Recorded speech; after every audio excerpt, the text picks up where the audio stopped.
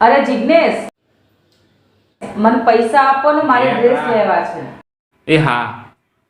હું ખોટા ખર્ચા કરાય કરે છે, નથી લેવાનો ડ્રેસ, જાયથી.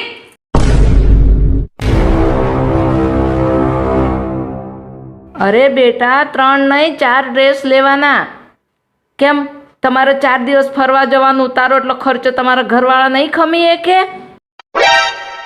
એ લોકો ખર્ચો ન કરે ને તો મને કે હું પૈસા આપીશ, પણ તારે 4 ડ્રેસ તો લેવાના જ છે.